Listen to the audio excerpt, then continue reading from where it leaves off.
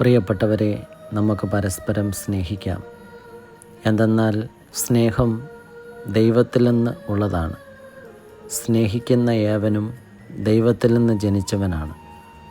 അവൻ ദൈവത്തെ അറിയുകയും ചെയ്യുന്നു. സ്നേഹിക്കാത്തവൻ ദൈവത്തെ അറിഞ്ഞിട്ടില്ല, കാരണം ദൈവം സ്നേഹമാണ്.